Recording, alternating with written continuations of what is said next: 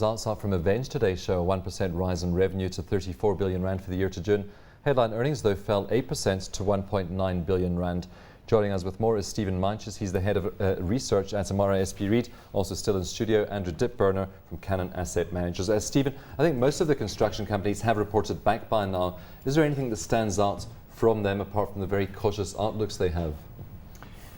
Well, from the group as a whole, well, I think the value. I think the market's discounted the worst. Clearly, government spending isn't going to pick up in a big hurry, but quite a number of them have said they are seeing signs of improvement in the local market. Andrew, you said a little earlier you saw value in the construction sector. Is it a bit early, though, if we're only seeing signs of improvement in the market? Possibly it could be a bit early. We've been in it for a while, so we are probably very early. But it is showing deep value at the moment. These are unloved counters at the moment, and that's what a value manager loves when companies are pushed down to levels such as these. I mean, some of these companies are fantastic quality companies. We saw Wilson Value Homes results out on Monday, and another excellent set of results as we've come to expect from them. And then Aveng today was also, I thought, pretty good results ahead of what we expected. Well, Steve, just take us through some of those numbers, because we had revenue up 1%, headline earnings down 8%. Now, I know there were some factors that hurt it. A couple of projects in Australia hurt it a little bit. Overall, your view on those results? Well, what is interesting is that the Greenco LTA has now, as Mr. Jardine said, had 5 consecutive years of growth. And not so long ago, the perception in the market, as he said quite rightly, was that there seemed to be something wrong. They just were not really growing. They seemed to be behind their peers. But they came to the party this time, and whereas a few years ago the steel manufacturing was holding up the results, they took a knock this time. Of course, quite good to be diversified and be spread across a number of different sectors in an environment like this, Stephen. Yes, except that Wilson Bailey, which we were talking about a moment ago, is really stuck to the knitting, focused much more on construction. Andrew, they've maintained their dividend at 145 cents a share, and that's despite the fall in headline earnings. Strong cash position, of course, and we had an interview a little bit earlier with Mr. Jardine. He's also talking about the share buyback program that they're going into. Is this something as a shareholder that you like? Definitely. One of the reasons that we like this company so much is because of its strong cash position. They've got about 7.5 billion cash on balance sheet and 15 billion rand market cap. We are slightly disappointed with the dividend that they paid. They kept it flat at 145 cents. We thought possibly a special dividend perhaps, but we're relatively happy with the share buyback. Research shows that companies that buy back shares over the long term do tend to outperform, so we're happy with that. Your view, Stephen, would you have liked to have seen a bigger dividend from them, given that they're also giving a 1 billion rand share buyback? I agree, a special dividend would have been the thing. Management was worried about sustainability. Well, they could have said, well, 145 is sustainable, but we'll give you an extra, whatever, 25 cents or something. Of course, he has also left the door open for acquisitions, talks about having a bit of cash on hand. It's not burning a hole in their pocket. They would look for some strategic acquisitions. Where do you think they might see a nice fit?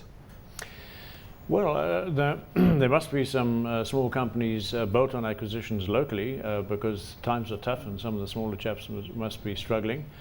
Otherwise, cross-border, who knows? Regionally, Australia is also growing nicely in Australia. Well, they're very big there as it is. So again, I think more likely to be bolt-on acquisitions there. Am I right in saying, Andrew, that the margin's up to 9.3%? That is correct, yeah. I mean, that's pretty good, isn't it, for a construction company? That is very good for a construction company. Bearing in mind that they're quite diversified. If you look at a company like Wilson Value Homes, they had a margin of about 8%. That was also very good. Greenco LTA, on the other hand, I think their margins improved from about 4.5 to 6. So they're getting up there. But I think historically for a construction company, a pure construction company, you're looking at a margin of between 6 and 7. So their margin's looking pretty good. What's your pick of the sector? Who stands out for you, Stephen?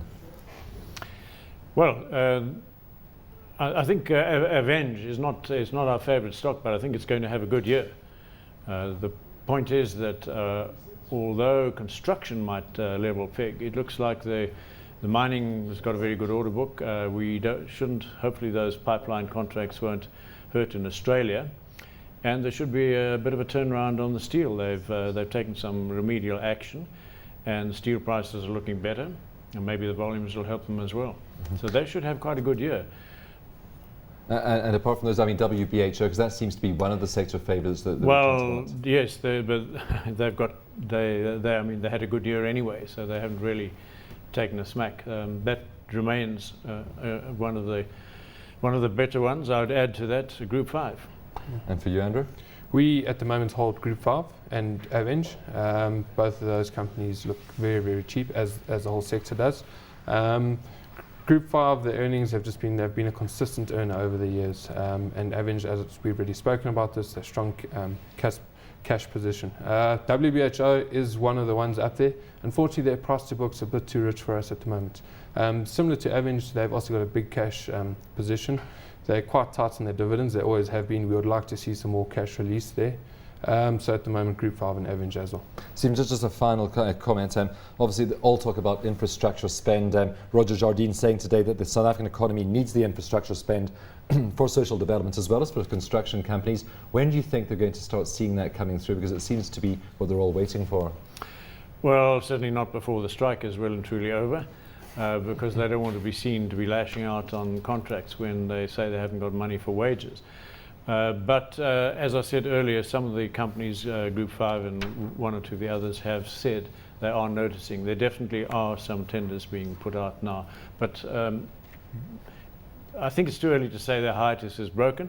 But yes, I think they'll start fairly soon. Gents, we have to leave it there. Thanks both very much for your insights this evening. Thank you. That's Stephen Meintjes from Imara SP Reid and, of course, Andrew Ditburn from Gunnion Asset Managers.